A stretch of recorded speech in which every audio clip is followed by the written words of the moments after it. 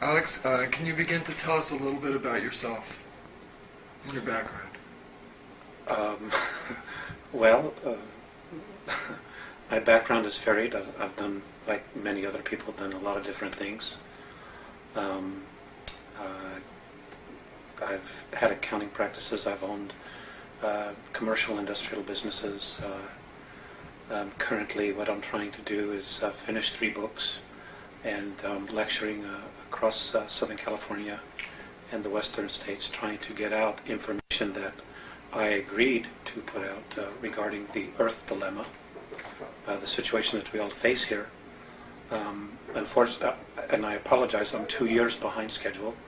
I was supposed to start lecturing 2 years prior to this. I've really been out since October of '93. It'll be almost a year. And that's currently what I'm trying to do. So a lot of my energy and focus has been going towards that. Now, you're in contact with the Andromedans. Who exactly are the Andromedans? They're a particular race that exists in the constellation of Andromeda.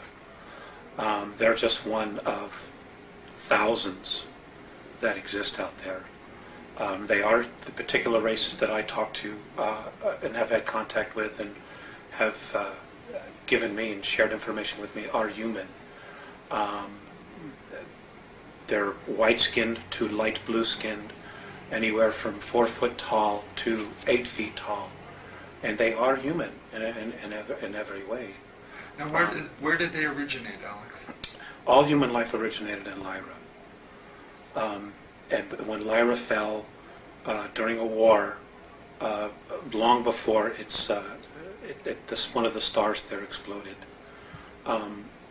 they migrated out from Lyra during a war in order to preserve the race, and they went to different parts of our galaxy. So all human life originated from Lyra originally. Because of their environment, they will, from generation to generation, pick up physical changes depending upon the surface and the organics of their planets and so on and so forth. The different colored race skins have to do with genetics involving the stars in which that they're exposed to. So that's basically where they came from. So their primary home star then is Lyra? Yes. And is that currently still Originally their home star? No, there's no human life in Lyra. So now where do they exist now? In the constellation of Andromeda. Okay. Throughout the constellation? Yes. Okay. They must be very plentiful then. There must be a great, vast civilization there. Yes, there is. It's an ancient race. Have they described what their civilization is like to you? Yes, they have. Yeah. Could you go into some of the details that strike you the most about their civilization? They're essentially, no matter where they are, they're a one-world government. Their society would be approximately 4,700 years more advanced than ours on a spiritual level. On a technological level, they're 50,000 years. Now, but there's a balance between their technology and their spiritual. In other words, the technology they create is based on a spiritual necessity to evolve and not on one to defend themselves, even though it can be used for that. Now, when you say 4,700 years advanced spiritually, yes, how do you measure spiritual advancement in years? I don't really know. That's what they've expressed to me. I see. And they don't even use time in their world. There's no such thing really. But they use those numbers to accommodate us so that we can use those as a point of reference. I see. Okay. What do they call their world in their language? They don't speak. Everything is a symbol there. The whole race is telepathic. And I want to back up just a little bit. There are 28 different races there. Not all are human. Many are dimensional, plasmic, organic, that were there before the human aspect of the Andromedans themselves, or the Lyrans got there and became Andromedans. There's a lot of life on the different dimensional levels that if we were to go to fifth density, we would be physical on fifth density, even though here we're on third density. Our perspective of them is being spirit. So, on each of the different dimensions, there is an abundance of life that is completely different than how we would perceive it. Because, our perception is of what third density is like. Even fourth density is very different, but we will have physical form in fourth density. Now, is third density the lowest density, or are there others lower? The animal and insect kingdoms would be, in planetary systems, would be considered lower, but to be perfectly honest with you, I've not had a clear definition of that, because I haven't asked. My focus really has been us, and where do we go from here? Right. So now, what is the main difference between the third density and the fourth density? The real difference is consciousness. In fourth density, you can pretty much instantly create what it is that you think. Whatever your thoughts are, you manifest almost instantaneously. So there is a major degree of responsibility in dealing with that. Also in fourth density, we become more of a group mind. In fourth density, we're all telepathic. In other words, everybody can read each other's minds, which means you have to be real. You can't have hidden agendas because people will see right through you. Also in fourth density, we all become clairvoyants. We'll be able to see energy fields, see life forms, which means that if you're hiding something, it'll be seen instantaneously. They've also said that in fourth density, when we move into that, our court systems will change. There's still a positive and negative. That exists all the way to the fifth density, where you will experience to a strong degree the dualities in our everyday environments. What will happen is you'll have a judge and you'll have a jury who will all be clairvoyants, and they will read the energy field and know who's telling the truth and who isn't. And everything will be judged based on that. Will be based on energy, not on words. When you, in fourth density, when you walk by somebody or you touch somebody's hand, you will instantly know everything about them. So again, there will be no hidden agendas. Everybody will really have to be real. And if they choose to have and continue to play out their agendas, whatever those are, then they will have the space. But you will know, or people will know, I will know who we're dealing with instantaneously.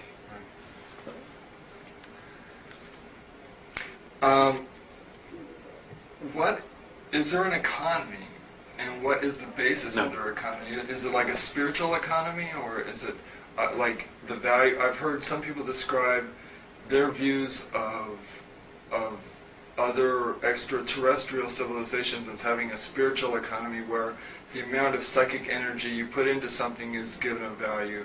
Have they expressed any how their social systems work? Okay, I know a little bit about that. Essentially, everybody is given exactly what it is they need to evolve. There are many different races, and each race has their own uniqueness about them based on their particular belief systems. And my understanding is that everything is a belief system. As far as the Andromedan culture, children go to school, or the Andromedans, they go through a birth process just like we do. Those that are physical, they go to school for anywhere from 120 to 150 years. They're taught all of the major sciences and arts. There would be equivalent to PhDs or doctorates or masters, whatever you want to call it, in all of the arts. It is at that point, once they're done with all of that education, that they choose what it is that they wish to do or to evolve. And they can change their mind anytime they want.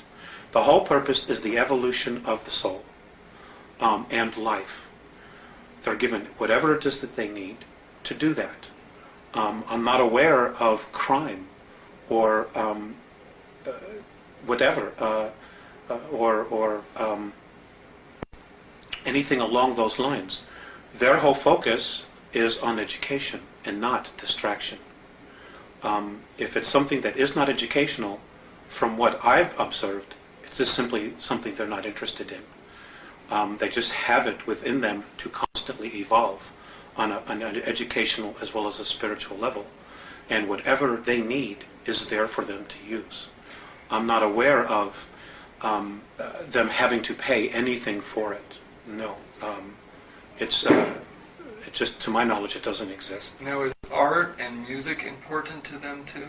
Yes, all of it is. But those things are very different than what we perceive. Art is creation to them. Things that are created out of thought, out of the isness, what they call isness. The Pleiadians call creation what we call God. Things that are created just by thought, by nature, they consider art. They use extensively holographic technology. Music, their music is of the universe, of what the music that certain planets make as they rotate around their sun, what different solar systems make as they revolve around their sun, and what whole systems, the sounds and energy that they create, to them that's their music. And then they put things together, different constellations, different star systems. They'll put those together and overlap them to create music. It's different than what we just pull out of thin air here. How have they expressed what their daily life is like? Is there a solar day for them, or is there night or day, or what is their daily life like, or periods of life? There is really, to my knowledge, no set schedule. I'll give you the example of what I observed on one of their motherships. They don't require much sleep, to my knowledge, simply because I guess they're very healed. Their beings, their physical form, they're just incredibly healed. They're just in touch. There is no night and day. They don't need to experience that. Although I'm sure other races have that, but the Andromedans don't. They're just constantly stretching themselves, trying to evolve and experience more and more and more all the time. They're happy people. They don't have the extremes of emotions that we express here. In fact, I've been told that virtually few races in the entire galaxy express the realm of emotions that we experience here. They're just always in a very wonderful space. They're not a civilization that really judges. They do accept things the way they are, with the exception of when those things threaten their particular lifestyle, or what they're about, their essence, and others, what other races might experience or perceive as a threat. Now, Alex, you said they're evolving spiritually. What do they want to evolve towards? What spiritual goals do they have? I guess to be just the best that they are, to be completely at one with all that there is at all times. There are 11 creational densities, and my understanding is that within each of the different creational densities, you change your physical form. Their goal as a race is to go from the densities that they experience, which are 3, 4, and 5, I guess, to move to 5, 6, 7, and 8, and then from there 8, 9, and 10, and then to 11, and now the new dimensional realm that's being created, 12. It's just to continue to evolve. Nobody knows exactly what the ultimate goal is, because the essences that they're in touch with, that are on 9th, 10th, and 11th, are continuing to evolve. And now there's a 12th density that's being added to our universe, and they're being drawn up to experience this new density. So nobody really knows what the ultimate spiritual goal is. They themselves are still searching for what God is. They know it exists, but what it is, nobody really knows, which is why they call it the isness. It's just a force that's there. And how we perceive it is based on how we perceive ourselves and our own belief structures, belief systems. And that's how we use the energy to create. Now, you mentioned that they're in contact with essences from the 9th, 10th, and 11th. Yes. Can you describe what they describe these beings to be like to them, and what they would be like to human beings? It's just pure consciousness. What their daily lives are like, I don't know. I don't have any idea. Have they described them at all in any sort of detail to you? Just light. Just light. Just light. Oh, just light. Just light. That's all I know. Okay, now, what abilities do the Andromedans possess that exceed those of Earth humans? You mentioned telepathy. Well, see, that's an interesting question, and I don't know that I necessarily like the way you put it. The abilities that they have are latent in everybody. They just haven't lived in a society that has been screwed with like we have been here.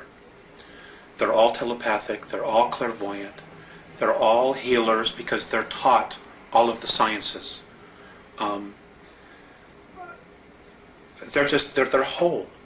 I guess that's the only way that I can put it to you, is that they're completely whole.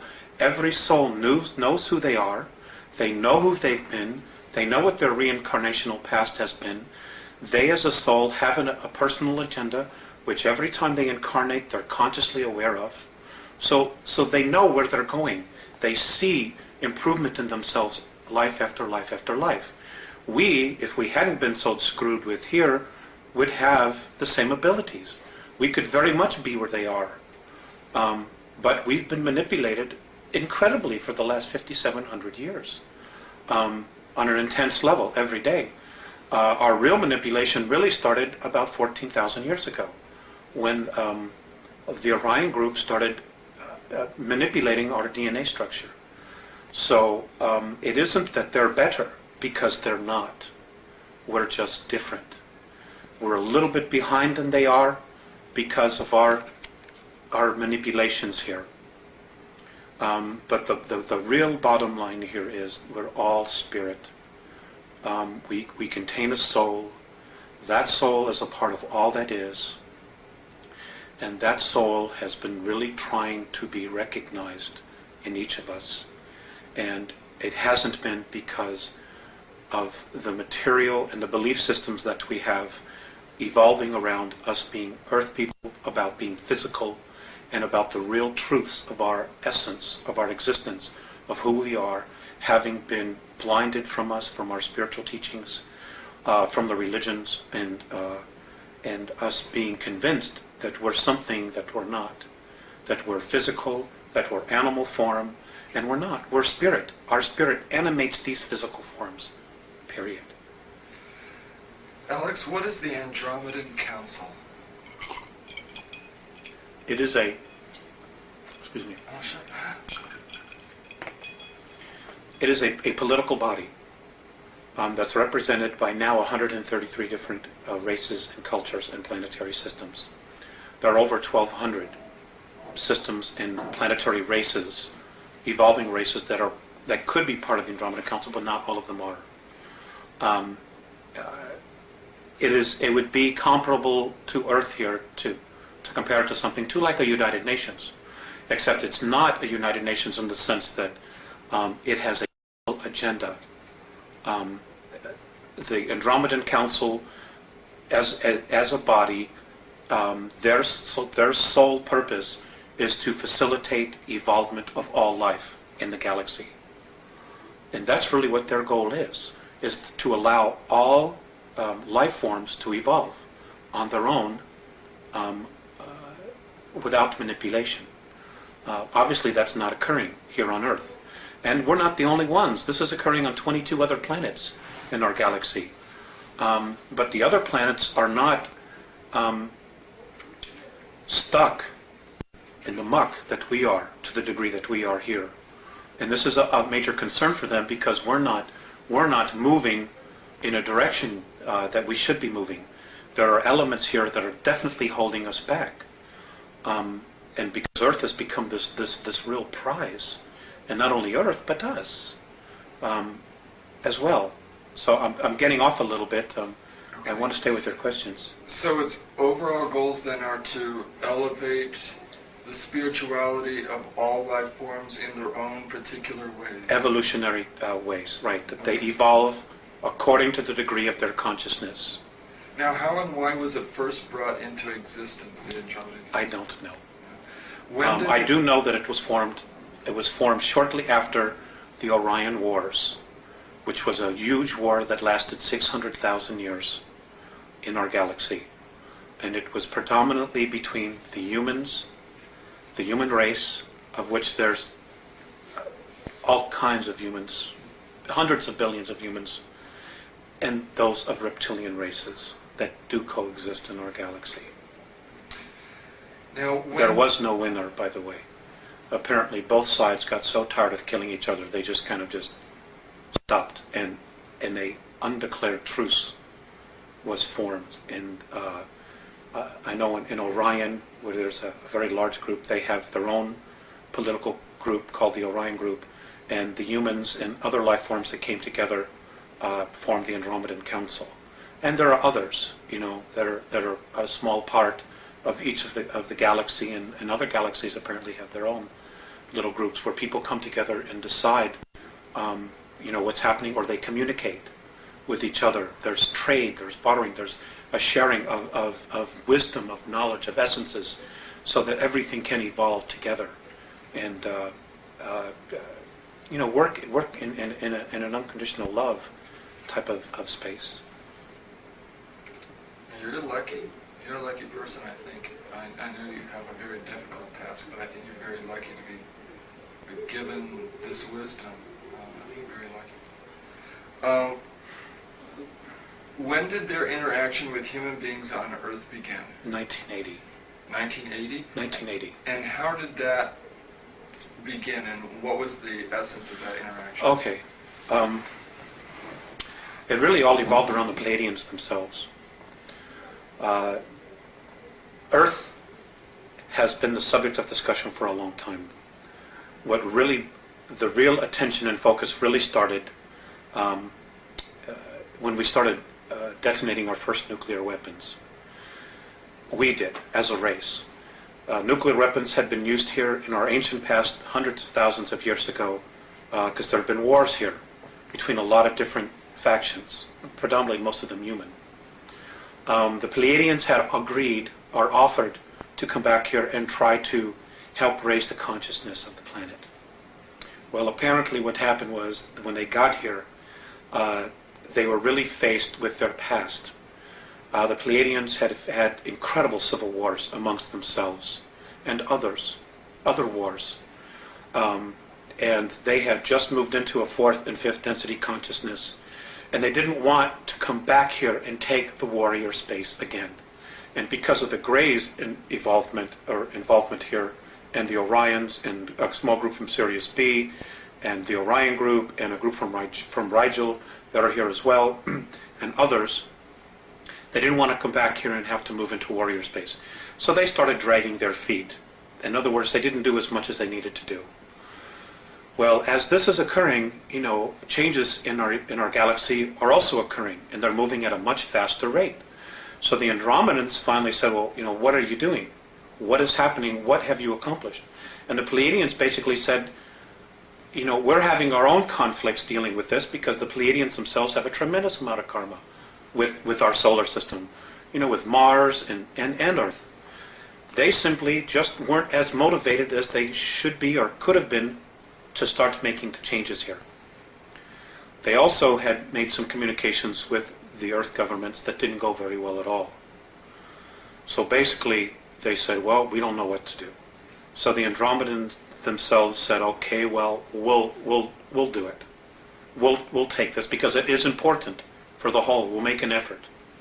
Now, the Andromedans were probably the better choice, because they don't have any karmic ties to us. So they're completely neutral, and they're probably better observers as well, because of their neutrality. So they've basically been taking over. And what they did was they got involved in 1980.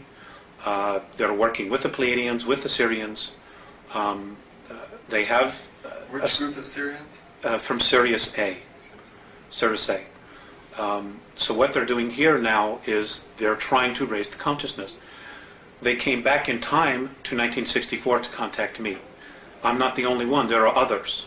There are also other people who are mediums or channels or whatever word you want to add to it, who are also getting information on a spiritual level.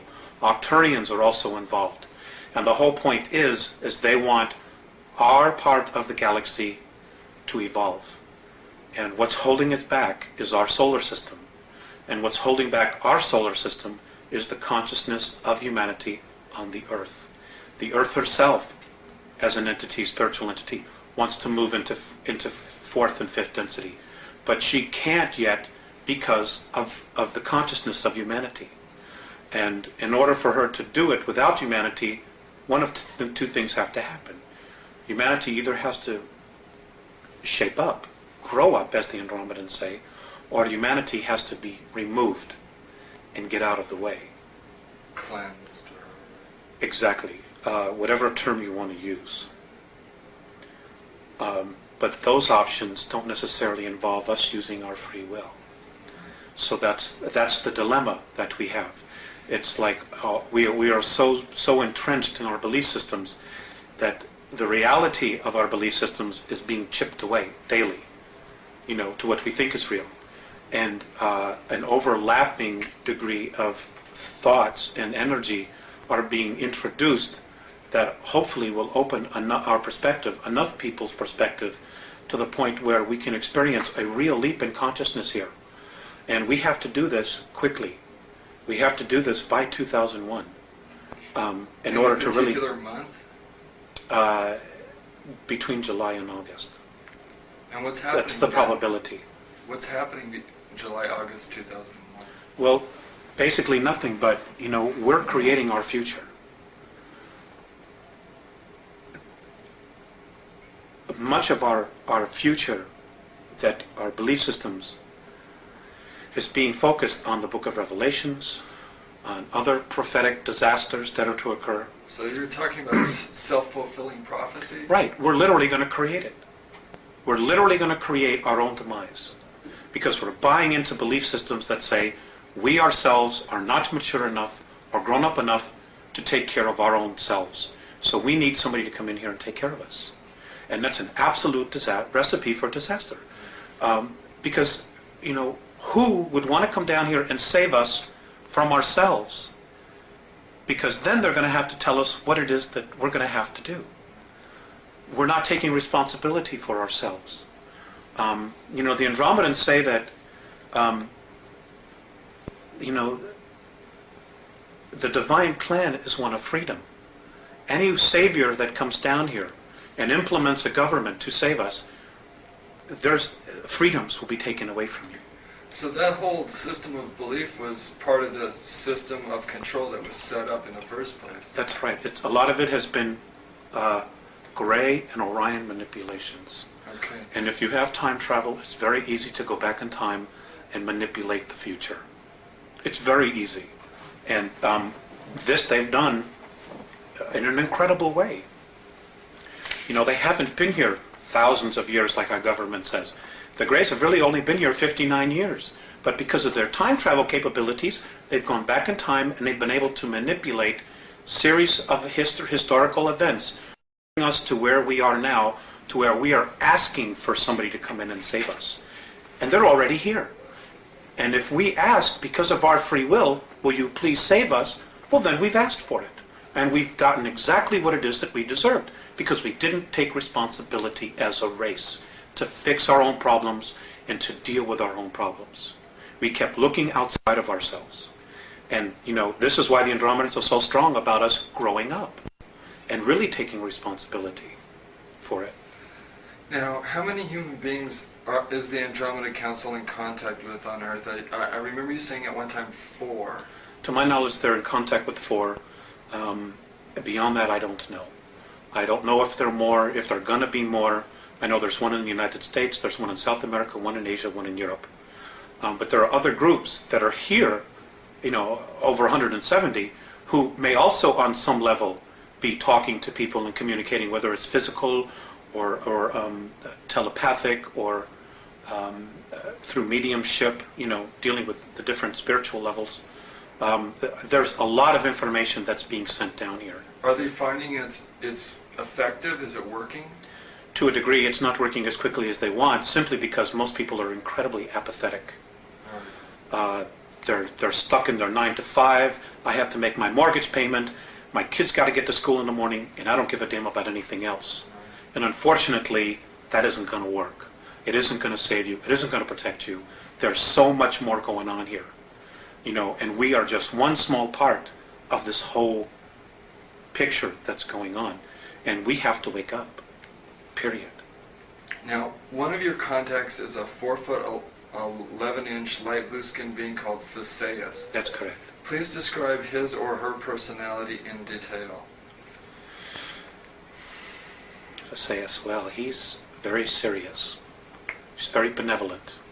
He's considered a sage in his world. He's an incredible healer. He has perspectives on things that are just far beyond anyone that I know. He's very direct. He's very humble. He's very soft. He's very direct. And when he moves into a room, like when I've walked with him or walked with the others, when we walk into rooms or different areas of motherships and the ships, energy changes. People, of course, they're very in touch with energy themselves. They instantly turn and they acknowledge him, and they bow. I guess he would be considered an Ishwish, or a Yahweh, an Admiral, or I don't want to use the word God. An elder. An elder, of tremendous of wisdom and insight, and that they take very seriously what is going on here, and the manipulations, the things that the Greys, the Orions, and the Reptilians are doing here. They're appalled with what's going on here. The other one is Morane. Oh, let me get to Morane in a second here. You mentioned directness twice. With that in mind, what was the most memorable interaction you have shared with Theseus? They're all memorable. But I guess the single most, well, there's been two, one that just occurred. But prior to that, the single most important one was I had just had a contact, and we had spent about an hour or so together, and I was very depressed, very sad. And as I'm leaving the ship, I was crying, and I turned around and I looked at him. And he looked at me and he smiled, and his words were, "The love that you withhold is the pain that you carry." That's been the most memorable one, only because of what that particular statement entails. When we leave our physical form, and what many of the Catholicisms teach, you're judged by God. It just simply isn't true. We judge ourselves. And what I read in that statement is that when we cross over, we look at the places in our life where we withheld love, that we maybe didn't give enough. And we judge ourselves on that. So that's been the most profound one for me. And Morane, he's a 7.5 or 8 foot snow white skinned hairless being. Also, he's light blue as well. Oh, light blue. I'm sorry. He's light blue. Can you describe his or her? Can you describe his personality then in detail?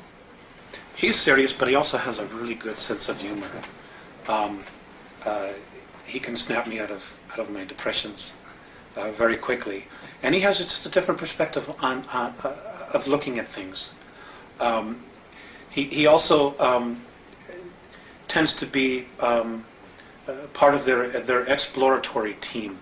In other words, when there are times when they need to defend themselves or they're confronted with something, he takes on a military type of role.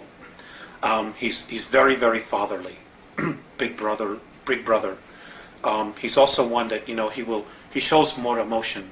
He'll give you a hug or put his arm around you, and he's just really, really wonderful in that sense. He's more human in that sense. He's not as sterile sometimes as Theseus would appear to be. It's not that they're not loving. But sometimes Morene is a lot more animated. And I can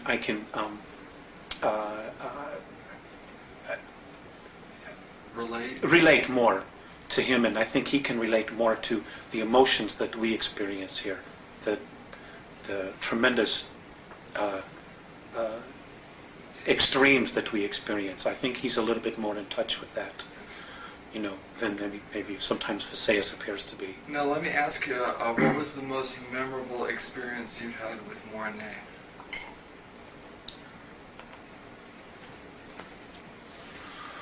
I can't talk about that. I won't talk about that. Okay. Now, please describe where and when you were born and your youth. That's not something I want to talk about either. Okay. In detail... Because it's not about me, it's about the information. Okay, that's fine. In detail, please describe your first contact at 8 years of age in 1964. I didn't really know anything about it. I just knew that I supposedly had fallen asleep, and when I woke up it was evening. Everybody had been looking for me, and I wasn't where I was. And when I took them back to show them where the imprint was, we were playing hide and go seek, and this was in the peninsula of Michigan, near Woodstock, Michigan. And people had been looking for me, and I wasn't there, and I got a spanking, because I wasn't where I was supposed to be, and I'd been missing for hours. I didn't really know what had occurred until the second contact, which was at age 14, where I was told what had happened, that they had given me a physical, they had given me a suggestion to forget because of my family members just simply wouldn't understand. And they were right. They were very right about that. Why was the physical necessary? Well, they do that all the time. They do that to everybody, to make sure that you're physically fit, because they genuinely care about your physical health. And if there are problems, they want to make us aware of it and maybe offer a suggestion, like maybe you shouldn't do this, you shouldn't do that. Some people are even experiencing healings. And it's just a genuine caring for, of acknowledging who you are, not only on a physical level, but on a spiritual level. Now, at age 14, what was the nature of that contact? I was taken out of bed, and I woke up and I was on a table in a room, and this was my first introduction to Visayas and Morene, at least conscious introduction. And they were looking down, and I did, on a soul level, experience a recognition. There was no fear whatsoever. And we talked, and they showed me some things about my physical self. They also gave me a ball which recorded my entire energy field, who I was, who I've been in past lives. And as it was recording this, I could see all these different images of who I'd been going across the screen. And they saved this, and this was put into the computer so that they would contact me and could contact me no matter where they were at any particular time that they need to. I was asked if I wanted to help them. I agreed to do this, although at the time I didn't know exactly what it would entail. I had, at any time, the choice to say no more, but it's been an incredible experience for me. Alex, I presume then, if you had soul recognition of them, that you had had previous incarnations with them. Do you want to talk at all about any of that? No. Okay. No. Everybody on the earth is from someplace else. None of us were born and hatched here. None of us as souls were created here. We all come from another time and place.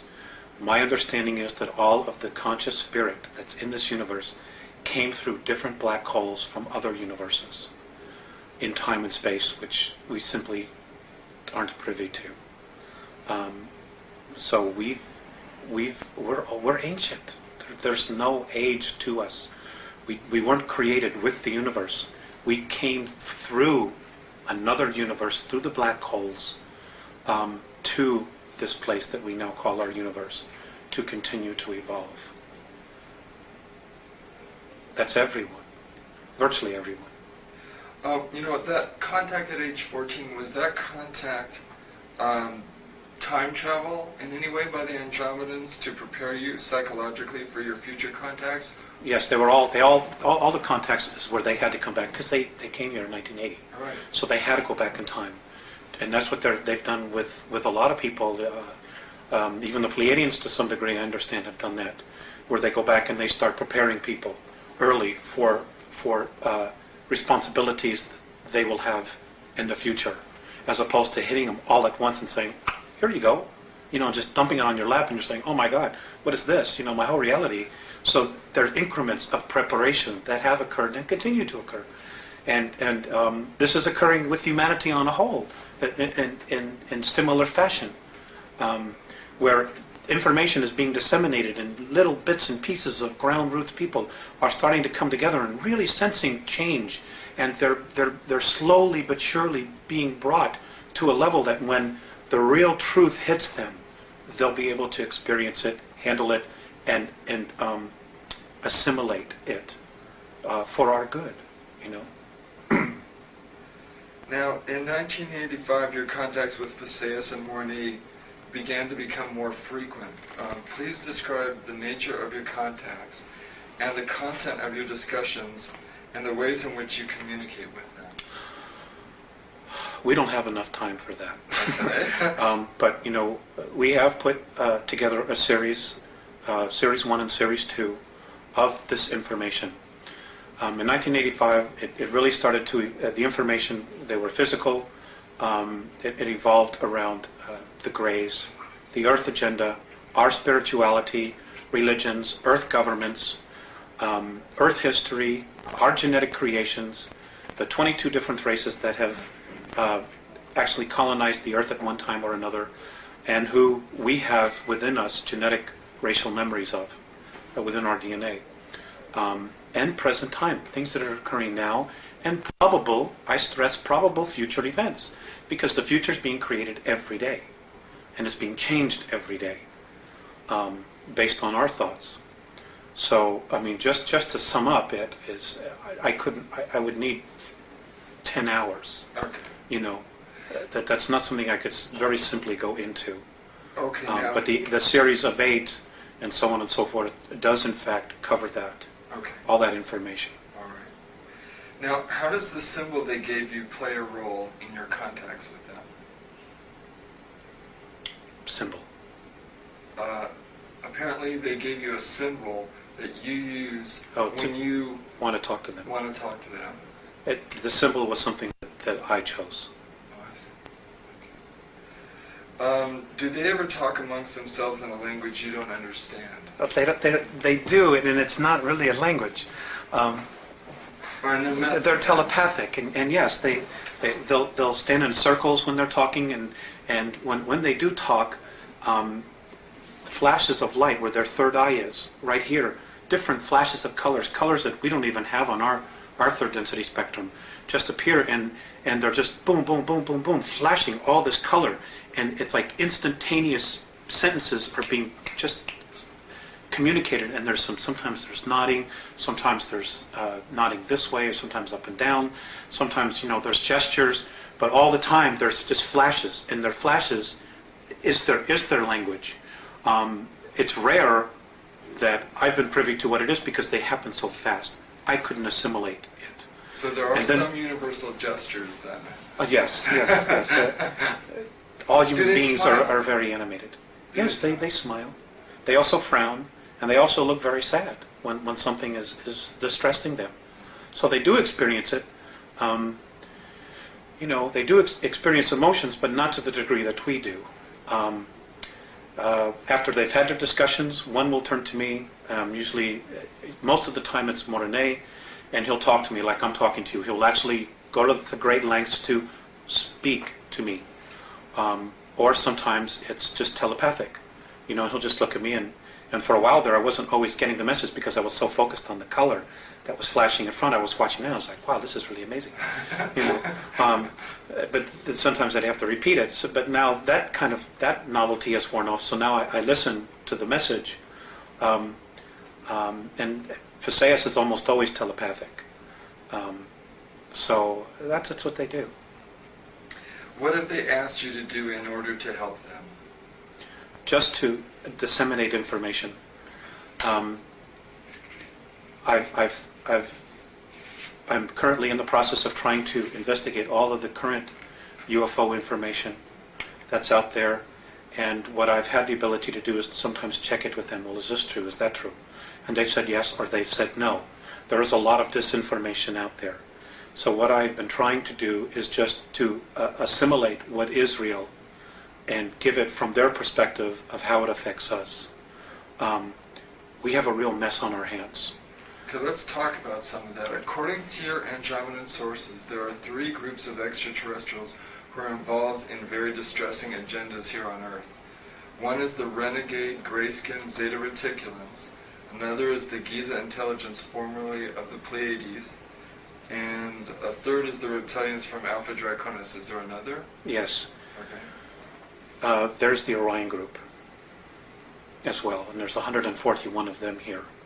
And they're from Ursa Minor, Ursa Major, Rigel, and Betelgeuse, from that particular group, that particular area of the star system.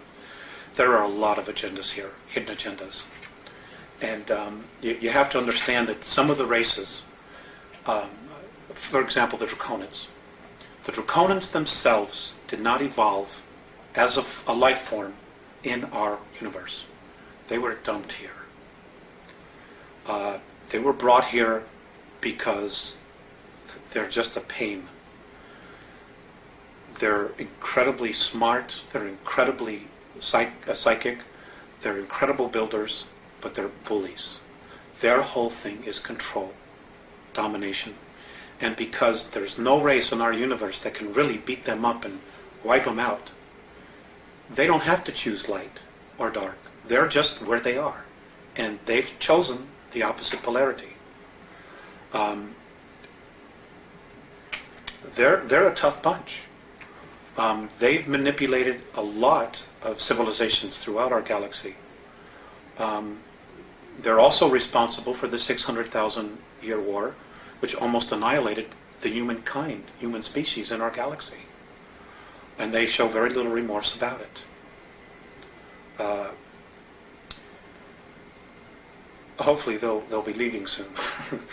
But the others are life forms that have evolved, like the Orions. The Orion group has been genetically manipulated and have been deeply entrenched in Draconian belief systems. So they're carrying that energy or that torch for whatever their agendas are, as well as their own agendas. Okay?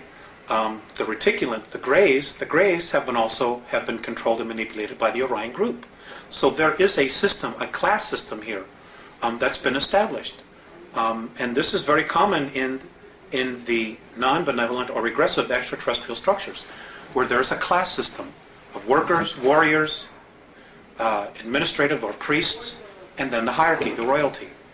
And the lower you are, the worse you're treated. We have a history of that here on our planet as well. Right. You know, the caste and we've been taught this by the aliens themselves. Right. And the Pleiadians very much were part of that as well. For a time, they were very much in that belief system.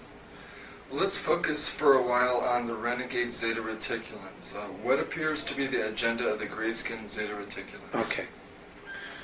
Number one, I would like to say that, there's a lot of confusion that not all reticulans are evil. There are some reticulan healers that are incredibly benevolent. Unfortunately, most of them are getting a bad rap right now because of what the Greys are doing. And there are 5 different subspecies of Greys. May I interject here for a moment? I've heard the phrase long-nosed Grey describing the physical characteristics. Those are not the benevolent reticulans. Okay. The benevolent reticulans look like children. So the non-benevolent ones are the long-nosed Greys? That's correct. That's what I thought. That's correct. Okay. And there's a lot of information that's being. Some people are experiencing real benevolent experiences with them, or they're told that they're experiencing benevolent, when in fact they really haven't. They just maybe haven't been regressed or taken deeply into their subconscious to know what is happening. They're incredible masters of mind manipulation. But anyway, their race is dying. They have been so genetically altered by the Orion group that they cannot reproduce. So, they were told by the Orion group to come down in here, to come in here, this is how it's been related to me, to come in here and set the stage to break down the social structures so that when the Orion group and the Draconans come back, there are two classes, royalty and workers, which is exactly what they're doing. You can see that agenda happening right in the United States since the beginning of the Reagan administration, this is where the focus has been. Has been on the United States, singly. And there's been a reason for that, which we'll cover in just a little bit. Let me get my thoughts out here. Which is exactly what the Greys have been told to do. And they're doing it. In the meantime, they themselves have their own agenda. They see us, because of our genetic stock, of having the DNA of 22 different races, and the racial memories, of trying to breed, to cross the genetic bridge, so that they as a race can have enough genetic stock to continue to propagate their race, which according to the Andromedans, they're destined for extinction. What they're doing is not going to have any long-term effects to propagate their race. So they're desperately trying to do what it is that they're trying to do before all the other two groups get here. The Greys also themselves want to be free from the manipulation of the Orion group, just like we as a race want to be free of their manipulation. So there's this incredible triangle of crap that's hanging all over us, and all these hidden agendas and just brainwashing and bizarre belief systems that are being thrown at us, when they should all leave. Not only the good ones and the bad ones, they should all just leave and leave us alone, which is ultimately what the Andromedans want. But unfortunately, that isn't going to happen right now. Not until some changes occur. We have to begin to raise our consciousness. Right, we need to. Right. And the first thing we need to do is we need to stop warring with each other. We need to come together as a race, and no matter what happens, we need to stop all of the political garbage and say, look, when it comes down to the bottom line, all we have is each other as a race. Period. And this is our planet, this is our home, and there's enough of us that are polluting the planet that we need to stop. Because if we don't stop polluting the planet, Rick, we're not going to have a place to live. Period. Is there an Earth quarantine that the renegade Zeta Reticulans violated? Yes. And what was that quarantine? The quarantine was they were supposed to, well, it's the same quarantine that evolves, that any other evolving planet has. No intervention with an evolving race. But because of our genetic stock, the Greys did it. Now, but they did it in such a way that they didn't totally violate our free will. They dangled a technological carrot to the government. And the government took the bait. They said, sure, for their own reasons, they took the bait. And there was an exchange of technology. And there was a treaty that was signed. And this is a dilemma that the Andromedan Council has. If the United States military had said, go away, the Greys would have had to have left. So was this the Air Force Base situation or the Eisenhower situation where he had representatives? Is this the one that took place in the 50s? Yes. Okay. Yes.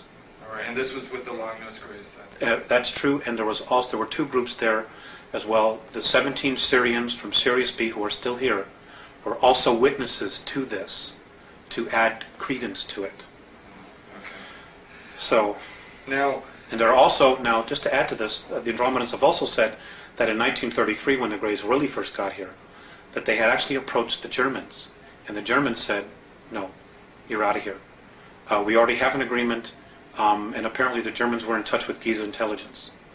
So the Greys left. They didn't pursue it at all. And they found their next opening here in the United States. Let's go digress just a moment. You mentioned Sirius B. They have a relationship with the Dogon tribes in Africa, correct? Is that correct? Yes, I understand that there is some ancestral genetic connection there. Okay. Does that play a part in what's going on here on a global level, or is that just a kind of a minor sidelight? I don't think at this point they give a damn about the Dogons or the humans at all. They all have their own agendas. And the fact that the way we're being treated, and the fact that there's no support supportal information coming out of our government, or any truth that they even want to discuss, like just coming to the people and saying, look, folks, we screwed up. We need your help. We need to raise a consciousness and start implementing. The fact that they don't even want to do that, tells you really, where they're at. What I do know about the Syrians is that between Sirius A and Sirius B, there is a civil war going on there. And a lot of that, and there are also 21 other systems. There's war going on in Perseus as we speak. And 21 other star systems are also looking at the potential. And it has to do with the fact that there is now an uplifting of energy in our universe that's occurring. And the two positives, fear and love, are just banging themselves at each other. And the intensity is growing every single moment. And we're just a microcosm of that. Now, as you're disseminating all this information to us, we should look at all this information in the spirit of love, so we don't feed any energy into the spirit of fear. Love is the answer. That's the bottom line. Love is the answer. Love does conquer all. Love does move mountains. It can make the shifts in consciousness, but it starts, number one, with ourselves. So that's even where it all starts. this is going on around us, we just need to remember to focus on love and love of self and love of earth, love of race. That's right. Okay. That's right. Now, when did the Zeta Reticulans begin to create their genetic atrocities? Where did this take place on Earth, and what have the results been? Well, it's occurring everywhere. Much of it is occurring underground. Some of it's occurring in the oceans. Some of it's occurring on the moon. Some of it's occurring on Phobos, the moon of Mars. It's happening in a lot of different places. Is that an artificial moon? Yes, it's absolutely. So's our moon. Our moon's artificial, completely artificial. It was brought here from Ursa Minor, apparently between 11 and 12,000 years ago. For the purpose of? Of being a satellite in a base, which they evacuated some time ago, but it's now being operational again. And I covered this in the series of 8. It came from a star system called Chata. That's for a word. That's the word they used, Chata, and it was the 17th planet out of a solar system that had 21 planets, and it was one of 4 moons. And it was brought here. It is older than the Earth. There are ruins all over it. There are bases underneath it. It's everything that we're told it isn't. So that's a whole unique story unto itself.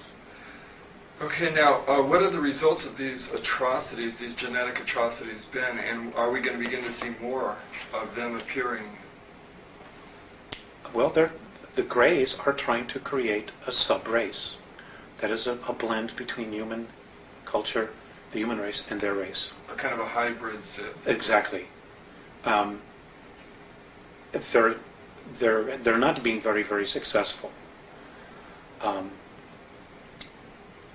And one of the things that they're trying to do is they're really looking for the soul.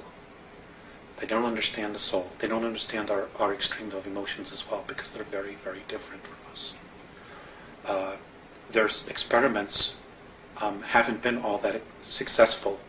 There are a lot of emotional problems with that, with what they're doing. Because what really makes a human being, is our essence, is the spirit that animates the physical form. Well, there's also another factor, and that is that they actually feed off the energy. They're vampires. The Zeta Reticulan Greys, right. They're vampires. Is this where we get our vampire legends? A lot of our vampire legends? I don't know about that. I don't know if that has to do with it. I don't really know. I wouldn't be surprised, to be perfectly honest with you. But they feed off the energy. They can even bottle the energy and use it for later times. They're also stealing the vital bodies of human beings and storing it. So, they're just doing some really horrific things here that other races just simply wouldn't conceive of doing. Now, are you familiar with Salvador Freixedo? No, never heard of him. Okay, he's a gentleman who proposes, he's a former Jesuit priest who proposes the idea that Colosseum-type sporting events are used to vampire energy off the crowds. I wouldn't at all be surprised. It wouldn't surprise me in the He least. said like the sacrifice of human beings in some ancient civilizations here on Earth was a form of belief system that was set up for these beings to vampire energy off of. I wouldn't be surprised at that either. Okay. Now, War, our wars here, it's the exact same thing.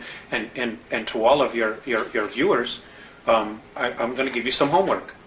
It is an absolute must that you go out and get the book, The Gods of Eden by William Bramley.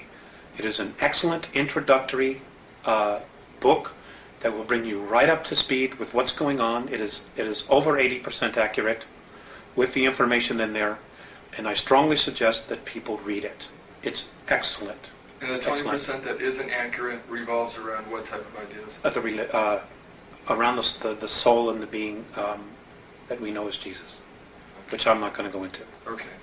Now, how are we doing on time here? Do you still have some more time? Well, we've come here an hour so far. We'll continue. Okay, you let me know when you Okay. need to break. How are the renegade Zeta Reticulans able to manipulate Earth's most powerful governments into a position of checkmate? Oh, it's easy. That part was really easy. Number one, their technology is 2,500 years more ahead of us. Number two, because of our greed factor, certain groups of power elite are in touch with them on a physical level.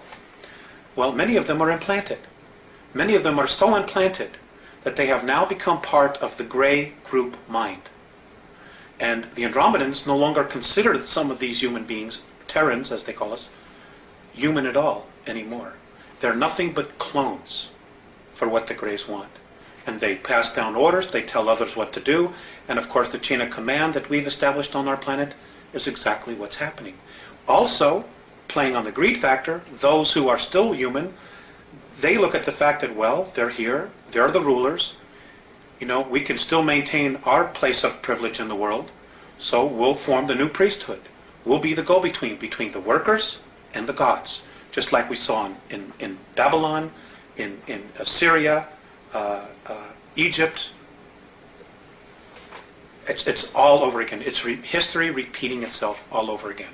Because it's the control factor, the hierarchy is the established mode for these negative civilizations to keep their power structure intact. That's right. Okay. And it's another thing, and there's also one more factor. It is about human beings out for power, selling out their own race. The World Club. Just selling out the rest of us, the human race, for their moment in glory, for their privilege to be with the gods, so to speak, who are aliens. That's what it is.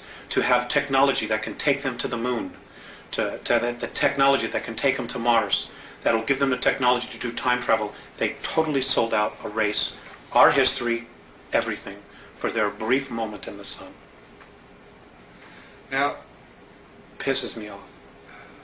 I'm sure when they look back on their lives afterward, I would assume that they would regret their choice.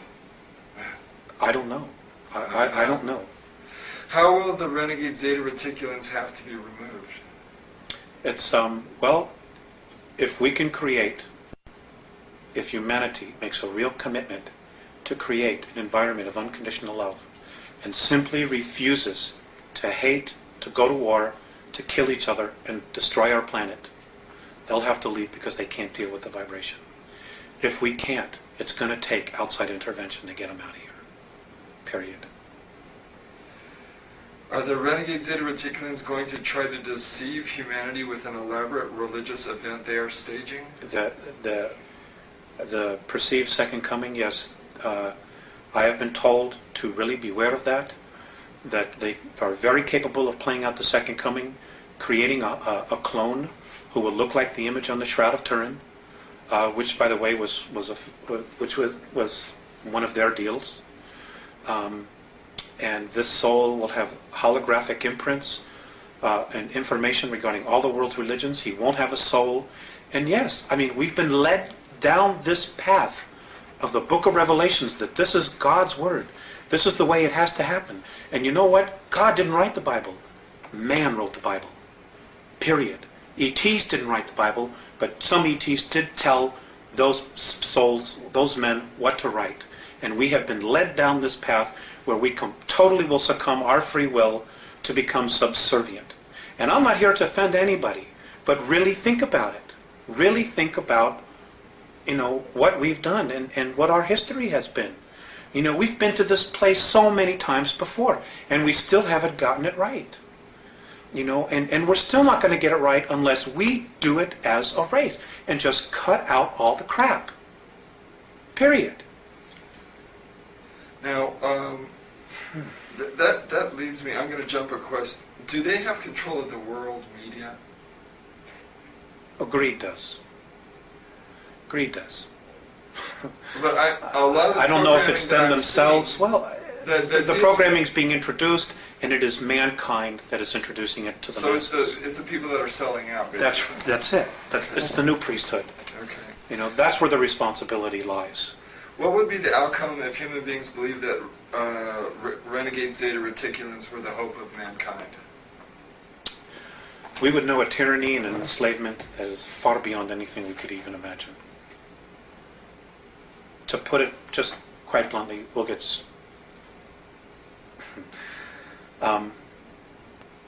never be free again. We'll never be free again. We will be stuck until we're rescued by an outside force. We ourselves will not be able to break free. That's the bottom line. And right now, we have an opportunity. There is a window of time for us to break free, to do it ourselves, to really make this incredible leap ourselves, so that we can have the benefit of taking responsibility for it. Now, in that passion that you talk with right there, that passion that we have, if we want to break free, should be manifested into the spirit of love? Yeah, love. That's the bottom line. It's brotherhood. It's knowing that, hey, we're a race. It doesn't matter the color of our skin. We are a race. And we're being messed with in a big way. We're being manipulated in an incredibly audacious way. They're just mocking how stupid we are when we're really not stupid. But nobody will tell the truth. Nobody will come out and say, hey, none of this is right. We would have never meant to live this way. And they had no right to come down here and mess with us the way they've done that. And the real strength in us, in our own permanent evolvement as a race, will come from us standing up, taking a stand and saying, you know what? No way. We're not going to do this. We're not going to destroy ourselves for your enjoyment so you can feed off of us. You have no right to manipulate our governments, to create wars. None of this was right. And that's it. We need to stand up as a race, exercise our free will, and say, you know what? We don't want to live this way anymore. We want to create a real future where our kids will have an opportunity to be whatever they want, to live in an environment that's clean, that's free, where they can have water to drink, where they can go out and eat fruit, where they can play in the dirt without getting radioactively toxic. All of this stuff that we're doing to ourselves. So the people with weapons, the police, the military people, these people need to be persuaded and persuade themselves and then believe themselves that they can lay down their weapons, that they don't need to use them against other human beings, that they can love other human beings, interact with them without a violent or power control type of situation going on. I'm not saying that there aren't some human beings here that definitely don't have problems. I'm not saying that at all. There are some who do. But the bottom line is, when you look at the whole picture and you go up the ladder, okay, we are not the enemy. The enemy isn't human at all. But it's pushing all our buttons so that we're so busy looking at each other and so neurotic about each other that we're not looking at the real reality here, the real cause, which is another race or races that are here who are totally playing games with us, feeding off our energy, and hoping that we destroy ourselves so that they can keep the planet for themselves. And really, let's say who it is again. It's the Orion group. It's the Orion group. It's a group that is on its way here now from Alpha Draconis. They're the real culprits behind this whole deal. Um, Alpha Draconis or Orion or both those two? Alpha Draconis, they're the real culprits behind this whole thing. Above the Orion group? Yes. Okay. Yes. So Then there's Orion, the Orion group, then you've got the Greys. And where did the Giza intelligence fit in here? They were just a group that were totally independent, that came in and did their own thing. They were perceived as gods, and they played the role out. And they got stuck in it. You know, they got stuck in the ego part of it. We're gods, we can do this, we have all this technology, and they just played it out for all that it was worth. Okay. But to be honest with you, at this point, they're not really much of a factor anymore. You know, Giza intelligence, they're not much of a factor at all anymore. What should a human being do if they encounter a renegade Zeta Reticulan? What would your advice be? Stand in their truth. If you can't run, stand in your truth and just look at them. If they try to project their thoughts into your head, you just stand firm with who you are and you say, no, you are not coming into my head, you are not taking me over, and you are not going to violate my free will. I don't give a damn who you are. Leave me alone. Period. Because if it's a benevolent, they will not try to do it. They will not try to take you over. They will not try to put crap into your head so they can feed off of your fear. Period. All right. Excellent. Okay, I'm going to skip the Giza intelligence for the moment then, and we'll go to the Alpha Draconis. Can we take a short time out? Oh, definitely. Thank you. You know, Rick, there's something else I want to stress here, and that is, and this is something that the Andromedans have really stressed. There is no race any better than us. Just because they're different, just because they're more evolved, doesn't mean that they're better. We are equal. We're just not maybe as aware as they are. But that doesn't mean that any race is any better or any less. In fact, we're all equal. So we should not worship anybody? Hell, no. Absolutely not. That's how we got into this mess in the first place. Right. Absolutely. If you want to worship somebody, worship the God within you. That's it. Worship no one else. And if you're going to have a tyrant in your life, let it be that part of you that's critical of you. Let that be your only tyrant. Don't give anybody else any power outside of your physical form to be a tyrant, to control you, or manipulate you in any way. Be yourself. Because if you are yourself, you're a part of God, and that part of you knows what to do. It knows the right way to live. And, you know, and this is really interesting. Because of our genetic makeup, of the 22 different races, and all of the DNA and the racial memories that we have and the genetics that we have, because of the fact that we are spirit, do you know, and this is an incredible thing, do you know that the Andromedans actually consider us royalty? They consider us royalty. We obviously aren't acting like royalty, but we're the only ones in our galaxy that can make the claim to having the genetics that we have and the possibilities and the capabilities of doing what we can do as a race. We're the only ones. They actually consider every single one of us royalty. Now, think about that. I guess all beings that would try and be spiritual and raise their spirituality in essence would be royalty. You know? Yes, I suppose that's true. Okay, let's talk a little bit about the ringleaders then of this whole orchestration that's going here on Earth. According to your Andromedan sources, there are 22 races originally colonized the Earth, the first race being the reptilians from Alpha Draconis. What was the nature of their colony here? Well, they're Hyperborean. Basically, they're explorers. And they're also genetic engineers. They would just colonize. They would take samples. They would hang a flag and say, this belongs to us, just like we did with the moon. You know, but we weren't the first ones there. Exactly what we've done. They were explorers. And they would just go to a place, they would see what was there, they would explore it, if there were minerals that they needed, if there were other life forms, organisms, whatever it was that they needed, they took, and then when it was done, they had enough, they moved on, and just kept exploring and expanding their realm of exploration or territory. And you said they were dumped here. Originally they were. They Right. were dumped in Alpha Draconis. Nobody knows exactly where they came from, and my understanding is that even in their ancient history, they don't know exactly where they came from. But they were left in Alpha Draconis because that particular system offered them the highest probability of survival. And from there, they were able to create craft, space travel.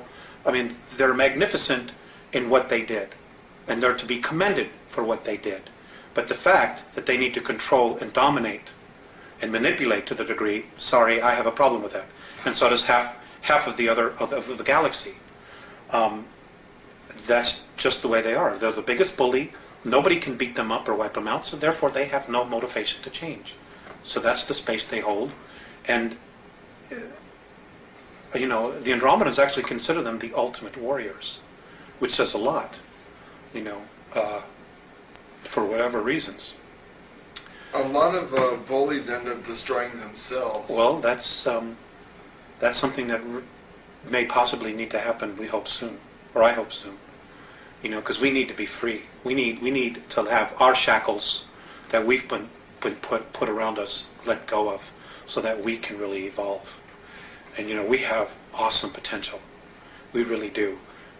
We have been, as a race, we have been through so much here. We have so much experiences, and because of our emotions, which is really our strength, which really sets us apart from all the other races out there, even the other human races.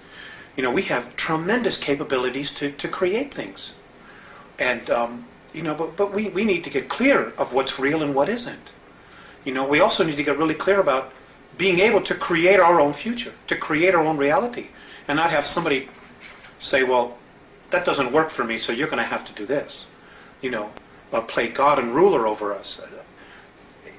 Sense of responsibility is right. so important in all of this. It's with any sense of power, with any knowledge, comes responsibility. That's exactly right. And the divine plan is one of freedom, free expression. Free expression, free expression, free expression. It is not one where they want to implant us and they say, you are going to be a worker, you're going to be this, you're going to be that. Sorry, that's not what it's all about. And if anybody tries to force that stuff down your throat, fight it. Okay, so the Andromedans tell you that the Alpha Draconans are here now. Where? There are 1,833 of them that have been living underground between 100 and 200 miles beneath the surface. They've been here, some of them have been here a long, long time. They have lifespans that are thousands of years. They're carnivorous. They are not friendly to mankind, at least the ones that are here. Are you saying carnivorous, they eat humans? Yes. And they won't eat a dead human. It has to be alive at the time of the killing. Their preference is children.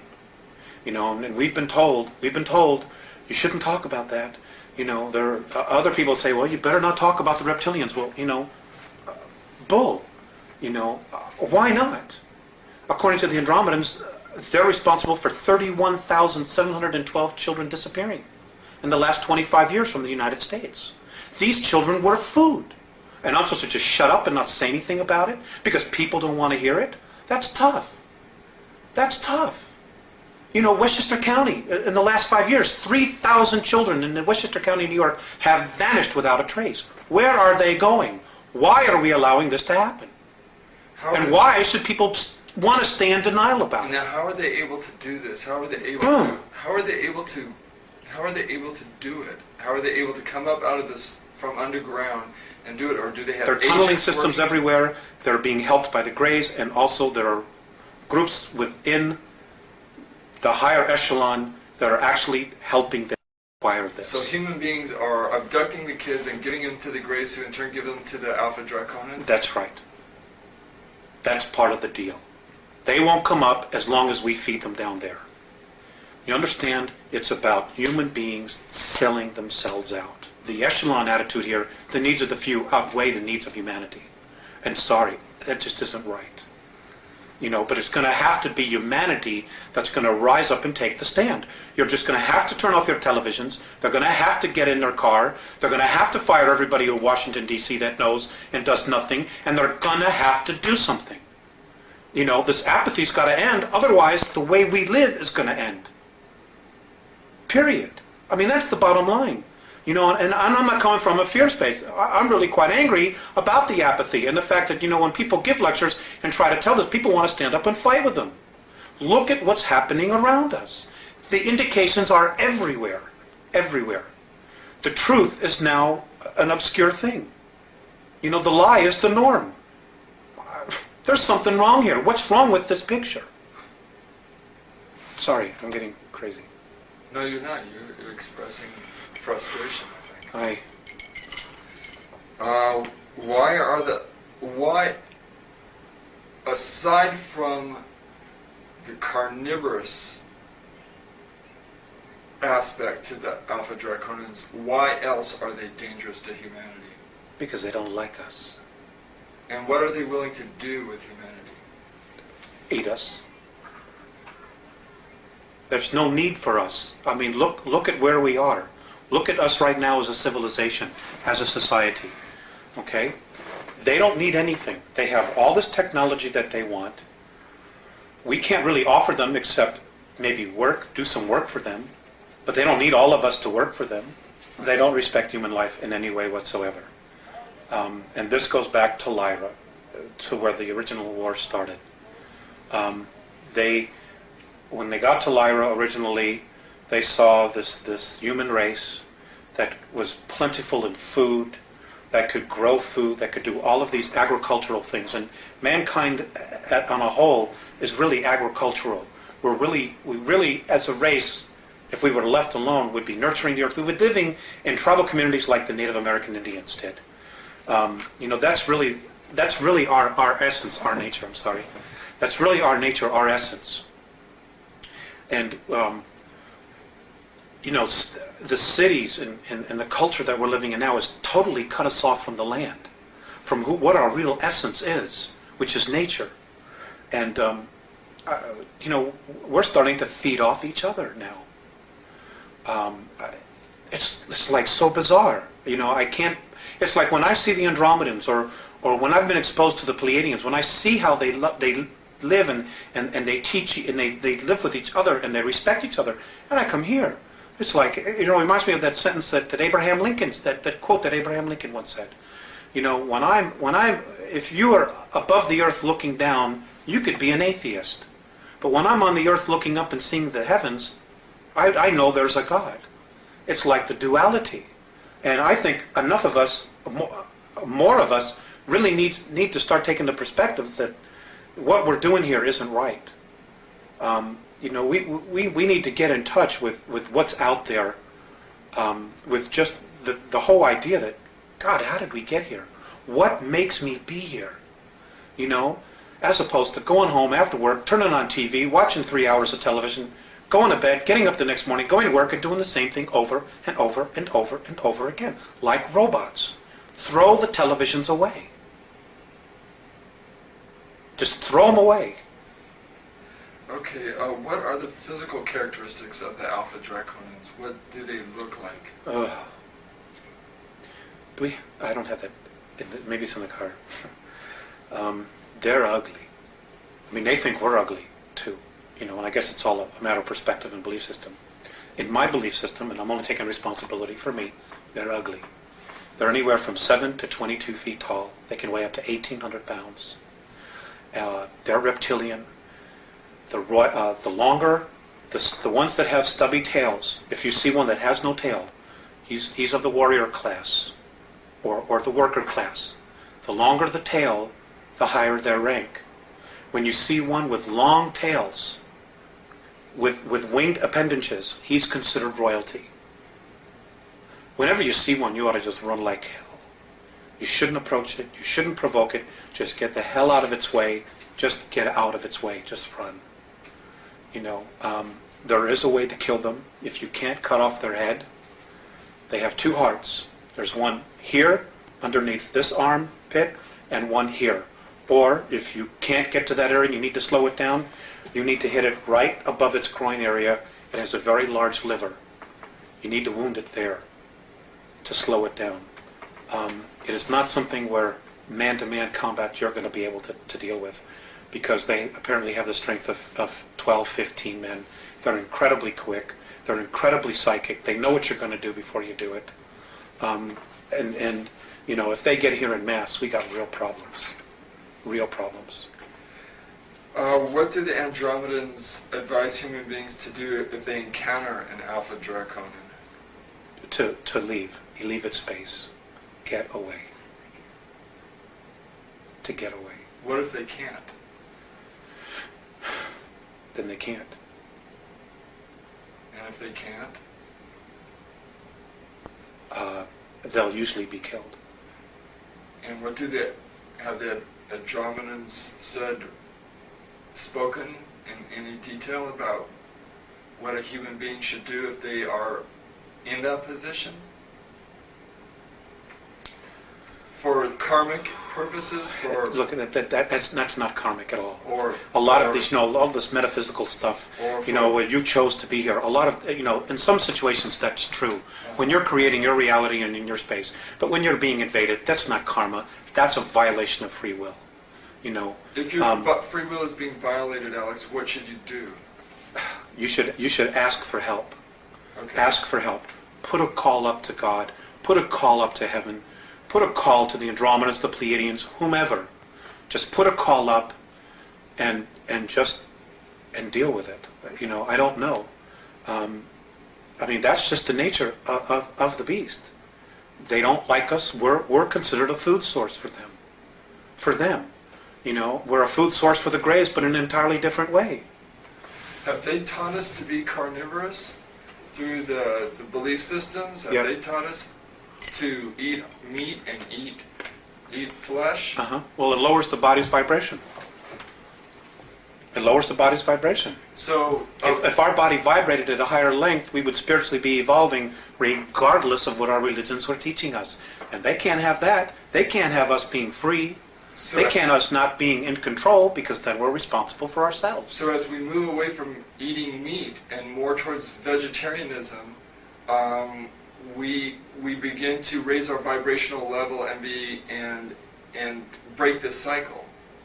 It helps. Not everybody has to stop eating meat. It's not an absolute requirement. It certainly helps. But some people's belief systems will be that they just need a piece of meat. And for whatever their reasons are, that's fine. If you want to eat meat, that's fine. But you know what? Feed your mind. Feed your mind with spirit, with questions about existence, about what it is we're doing here, why we're here, what the hell is really going on. Why is it that I have all these material things and I'm still miserable in my life? Well, you know, I know that a lot of people with questions, where are some of the truthful answers? You mentioned one book, The Gods of Eden, that you felt really strongly about. What other sources are there that you feel that we have access to, aside from our inner selves, which is actually the best place to probably begin looking? But are there other starting points that people can use that you know of? I mentioned Gods of Eden. George Andrews' books, E.T.s Among Us. There's a lot of information in there that not only deals with the E.T.s, but also the world political government, which right now is very dangerous for humanity, because it's part of the Great Plan. It's part of their regressive alien plan to keep us in jail. Okay, do not pass go, but keep us in jail. Oh God, suddenly I draw a blank. Help. Okay, just as you think about it, interject it into the conversation. Okay. You mentioned throw the television out. Are television programs conditioning our youth into accepting these hostile beings, do you think? Or is that just human beings doing anything for a buck? I don't necessarily know. I don't know. But the violence is desensitizing. Violence is just a way of life now. We've been taught that. We've been programmed that violence is just a way of life. So when we see really violent acts, oh, that's too bad. Well, honey, what's on Channel 7? Or what movie are we going to rent tonight? That's what it's come to. And it's wrong. It's absolutely wrong. There is no reason that any of this has to occur at all. It really doesn't. And a lot of it is the responsibility of the people. Because if the producers in Hollywood are going to make movies like this, and we're going to go and buy the tickets, well, they're going to be motivated for the buck to continue to make these kind of movies. Where if they spend $20 million and nobody buys a ticket, they won't be making those kind of movies. So it comes back to people taking personal responsibility for what they think, what they want to believe, and what it is that they want to create. Do the Andromedans really feel that we'll be able to reach that window? Right now it's undecided. And that's the scary part. They don't know. What would help push it forward? I don't know. I really don't know. Except for just, start listening to people that are talking. Start really paying attention to what's going on. My grandfather used to have a saying, believe nothing that you hear and half of what you see. I wouldn't believe a thing that comes out of Washington, D.C. In fact, it's my own personal belief that this next election that's coming up next year in November, that every American should march on Washington, D.C. and should fire every single person that's there.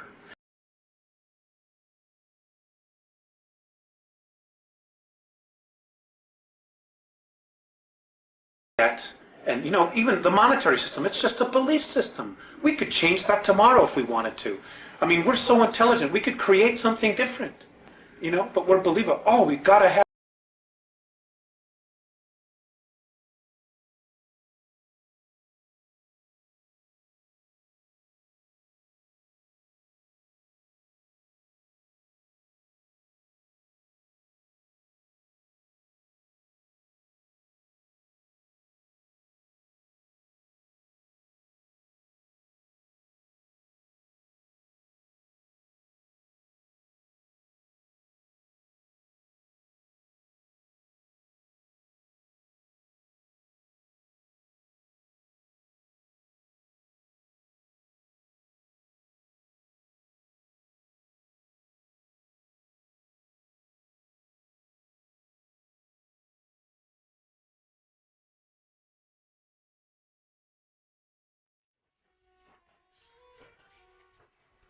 That's part of that conditioning process that's been going on 5,700 years. That's part of it.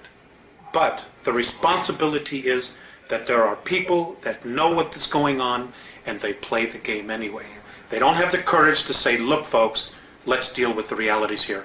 We don't have a guy that's strong enough in office as president to stand up and say, you know what, ladies and gentlemen, we've really been sold out. That there are forces within our government, like what Kennedy tried to do, that just flat out want to destroy the United States because we're too good, because we have too much. Instead of raising the consciousness and the life, everyday life, what's the word I'm looking for?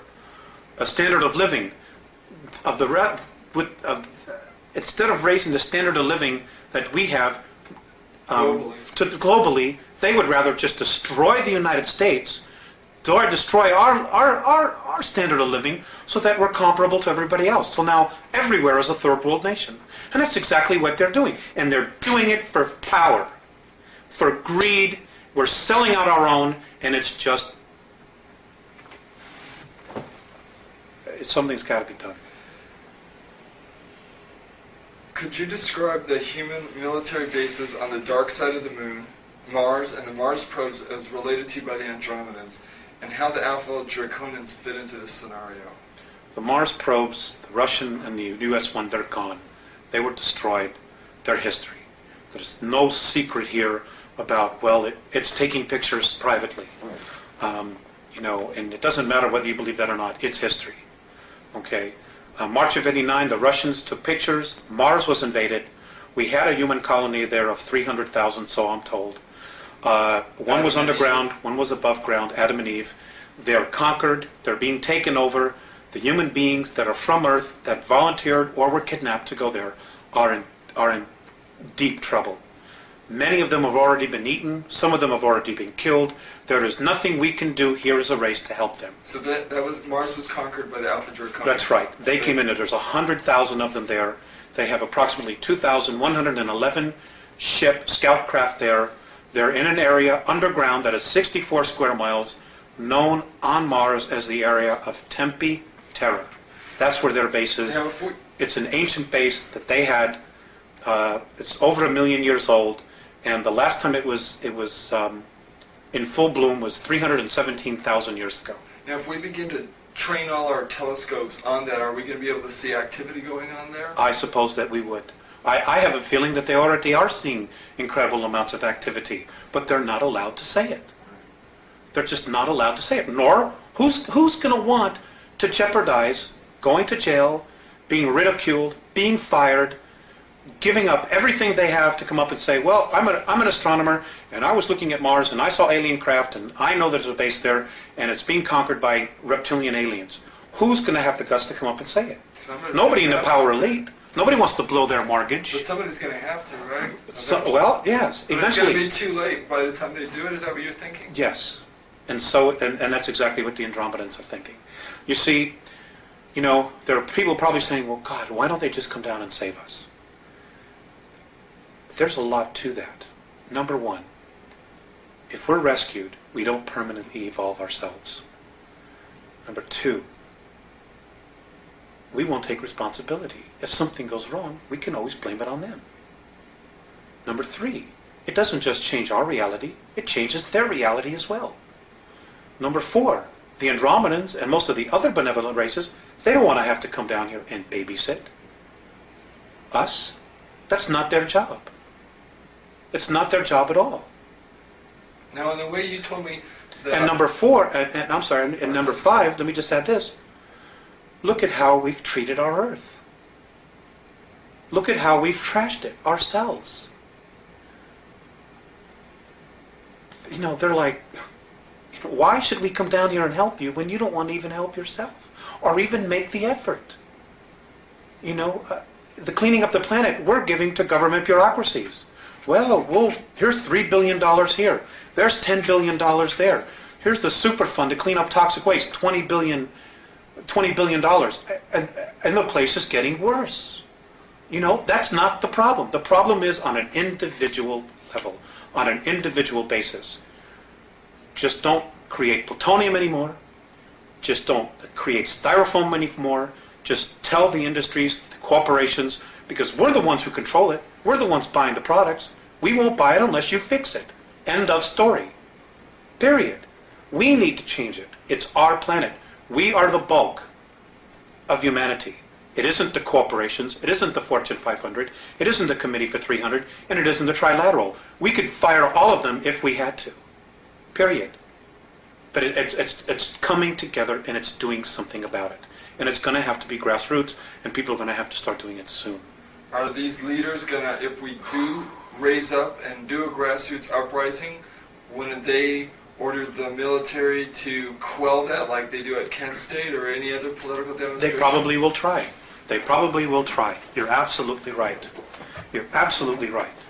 But you know what? Let's take an example of the American Revolutionary War.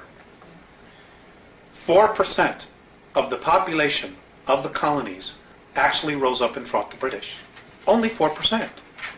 The rest stayed home, stayed in the pubs, drinking ale, doing whatever, and waited to see who would end the war, to see who would win. The World Order, do you know that they're building concentration camps to put millions of people in? Do you know that the United Nations has got 300,000 troops in the United States right now that they're going to use to confiscate weapons, and they're sending our active military troops out of the United States so they won't be here when this happens? Are you aware that that's going on? Do you know that just off the coast of just south of the border in Veracruz, there are 300 tons of Soviet military equipment ready to invade? I mean, this is that there are states actually wanting to secede from the Union. Yes, there are 9 different regions. The United States has already been designated to be split up. They're getting ready to totally dismantle the United States of America. And the only real part of the United States of America, and I get so angry with this, is Washington, D.C., 68 square miles. That's really all that is the United States. We are in the Republic of Arizona. People in California are in the Republic of California. It is those separate republics that make up a United States.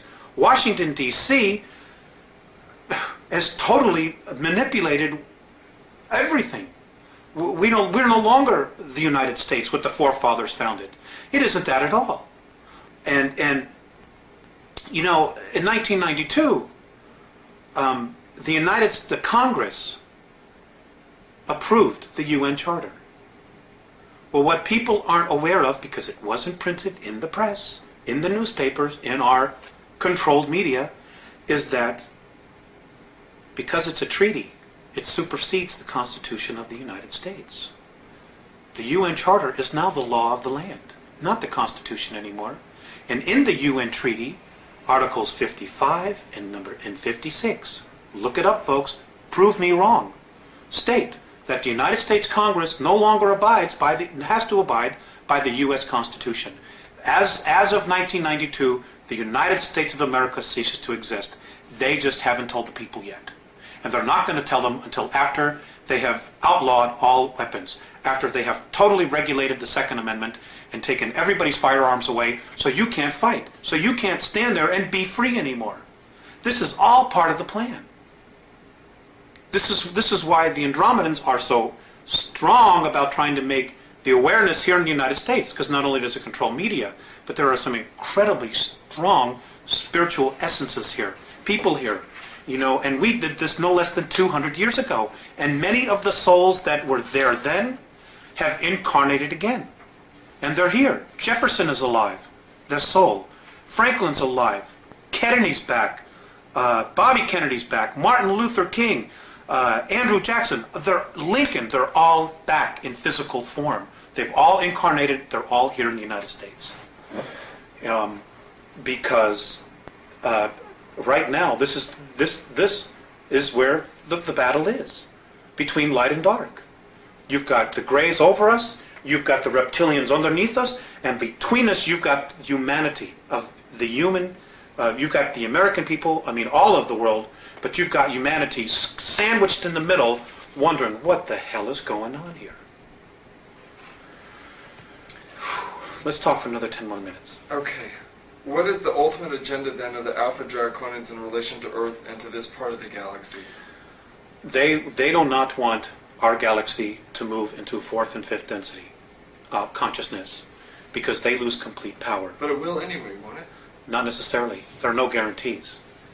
There are no guarantees. There's no guarantee that Earth is going to go into fourth or fifth density. There's no guarantees that the entire galaxy is going to get there.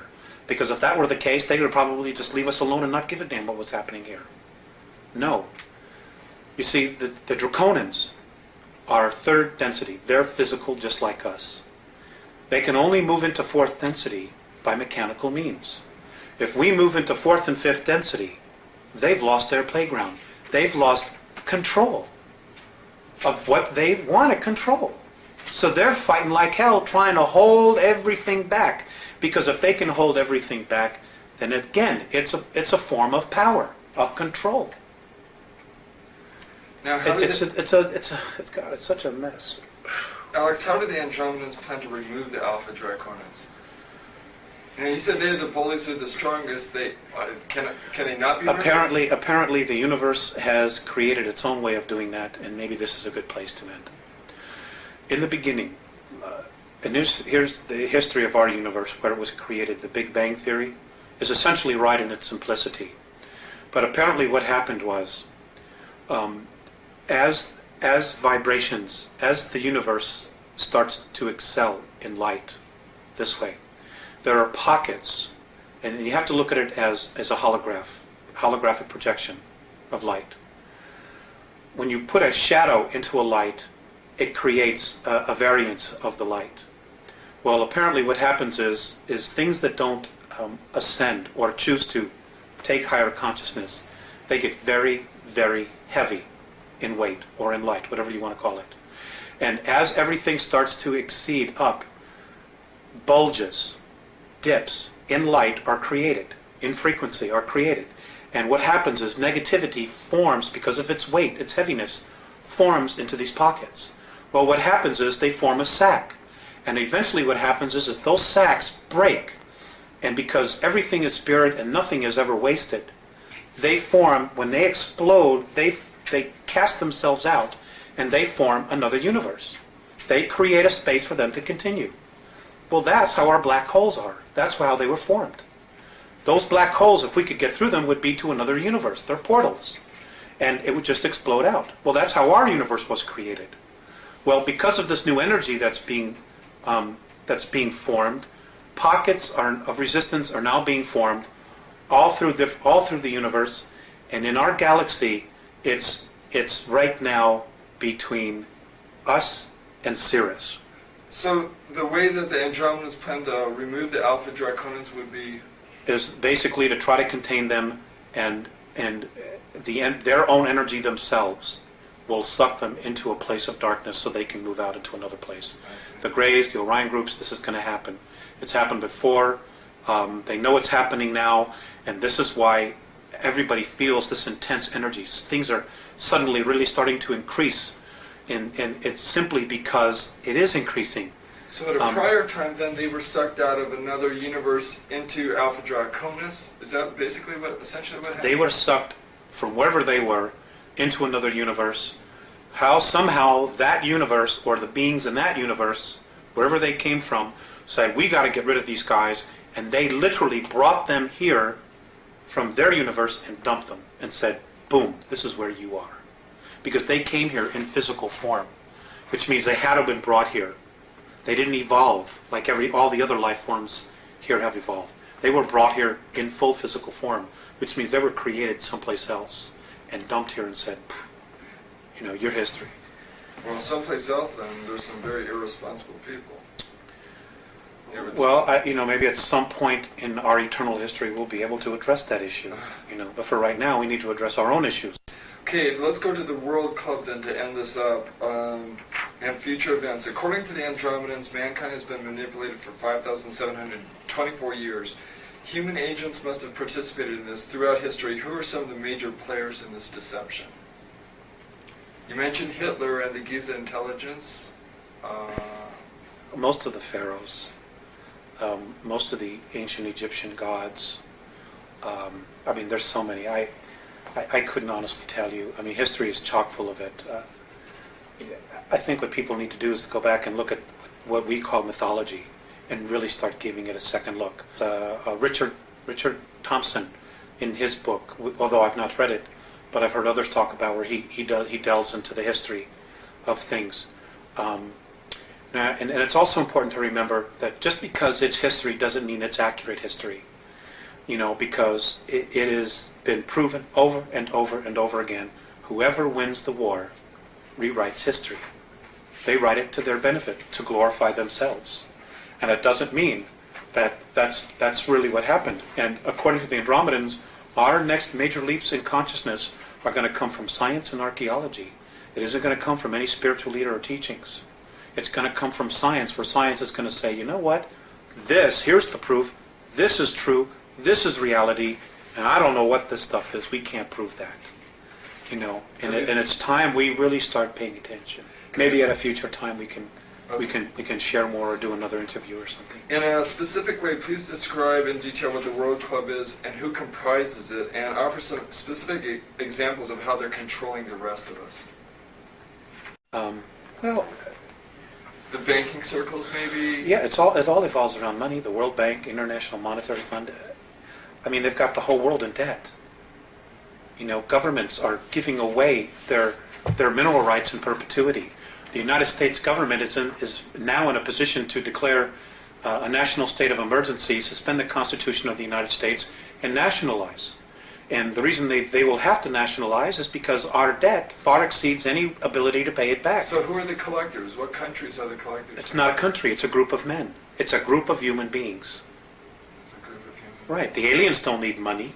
They don't need an American Express card. So if the rest it's a man-made thing. If the rest of us simply say, we're not paying back the debt, that's it, we're starting over, you can forget your whole system, then we can erase that whole thing and start over. That's right. If we had a real president in office, and Kennedy was probably really the last one, what he should do is just go on TV and spell it all out. Surround himself with people that maybe he can trust to protect his life.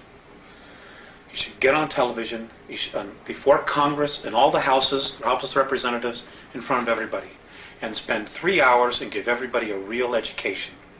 Number one, the Federal Reserve is private.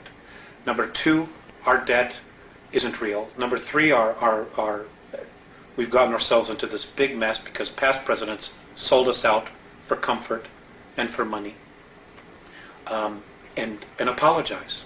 And then anybody ought to tell, and just say that I'm nationalizing all the banks under the United States Treasury. We're going back to a silver standard, just like the Constitution says, and give everybody an opportunity to get back on track here, to maintain our standard of living and just start healing, And then the next thing I would say is, or make sure if there were any POWs alive, that they came back home. And I would start healing all of that crap. The fact that, that our POWs were sold out because of a debt, because of $3 billion, when we've wasted $3 billion, or a promise to Vietnam, when we've wasted that kind of money on such stupid things as studying the sexual habits of a tsetse fly or frogs mating. I mean, it's unconscionable that we've allowed our government to do this. Alex, we've got about 5 minutes left. Let's see if we can do some real brief answers to some of these last couple things, just real brief.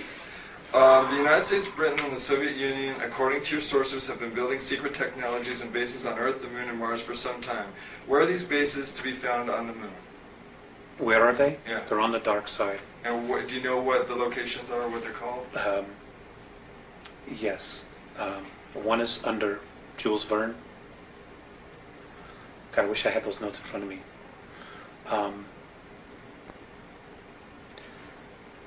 Let's come back to that. Okay. Have they told you anything about Area 51 or Dulce, New Mexico? Yeah, there were a lot of stuff there. The actual underground base is not underneath Arcoleta Mesa. It's actually 20 miles to the northwest. That's just an entrance point in and out. This is Area 51. This is in New Mexico, Dulce. Okay. It's not exactly right there. As far as Area 51, yes, there's a lot of stuff that was going on there, but a lot of that has been moved, and it's now in New Mexico, in the Sandia, underneath the Sandia Laboratory. Diego Garcia Island. Diego Garcia Island, there's a base there. Pine Gap. Diego Garcia Island, there's anti-gravity anomalies there, and this is how they were able to blow a lot of equipment into space without using rockets. And then they would have the UFO-type craft, which we built from technology we were given. They would hook a tow chain to it, and like a tow barge, just tow it to the moon. Okay, and you mentioned... And it runs, and the equipment that's there is run on free energy, stuff that was built that was created in the 1920s, that we've been absolutely not privy to. We haven't had to pump 1 gallon of oil out of the ground since the late 1920s. They've had free energy, but because of money, they've allowed us to be controlled. They've allowed us to pollute the environment, to devastate the oceans because of petroleum products when we don't need it for money. Which brings us briefly to Alternative 4. When the Martian base fell, when the Martian base fell, the world government, those elite, figured out, well, we don't have any place to go now. The moon is not set up for long-term habitation, where Mars is and could be. So what happened was, when it fell and they knew we couldn't get there, they figured, well, we got to do something about here because we have nowhere else to go. So I was told by the Andromedans that these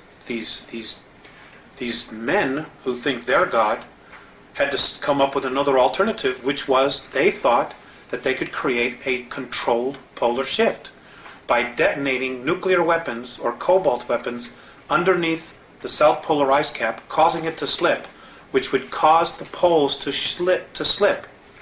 And within a 24-hour period, you would completely drown 83 to 85% of the population. So the Andromedans said that they will not allow this. It isn't going to happen. If the Earth is going to do it, it'll be done by her will, in a natural way. And that is a possibility in our future. What is the primary message of the Andromedans? Grow up now. Open your eyes. Open your ears. Take responsibility for your life. Take responsibility for your planet. And realize this is your home. This is your race. And that if you if you are sincere in making the effort to evolve, they will meet us halfway. But they're not going to come in here and do all the work for us. Their single most important thing is, and I'll go back to that little saying, the love that you withhold is the pain that you carry. We have got to start coming together as a race. We have got to stop allowing ourselves to be manipulated. What can an average person do? I mean, how can we reach out to the Andromedans? Prayer, meditation. Everybody has their own way of praying or whatever. And again, I want to stress this: the Andromedans can help, but they're not God. They're not our saviors. We need to be our own saviors. We can ask them for guidance and help, but they're not God. Period. Don't worship them. Don't worship anybody. Worship the God inside of you. What will happen to those human beings who do not make the jump? They'll go somewhere else. And what will happen to those beings who do make the jump after the jump? They'll move into fourth and fifth density. And those of us who survive this incredible ordeal that we're about to really experience will become new teachers, and we'll be able to go to different worlds and teach what we know, and be able to teach other evolving civilizations what not to do and how not to get themselves in trouble. And we have an incredible future if we can get through that. If 10% of the population of the planet can really get it together, it'll create what is called the 100th monkey syndrome. And suddenly 11, 12, 13% people will just start getting it. And it's going to take 10%. That's 500, 600 million people right now. And it starts on an individual basis. The government's not going to tell you. God, we could be in. They're going to play out the second coming. They're going to try to present a savior. We're going to project holographic images in space and say we're here to save you. They're going to do mock battle. They're going to screw with us big time. Sorry, I slipped out that word. And folks, we just got to start paying attention. Don't take anything at face value. Make them prove it. And, whether you believe a word I'm saying, it doesn't matter. If somebody tells you that this is truth, make them prove it. If it's real, it'll stand up to scrutiny. If it isn't, it won't. Because the truth can always stand on its own. It doesn't need help, and it doesn't need lies to stand up. And let's end it there. Thank you for this time. It's been a real honor for me.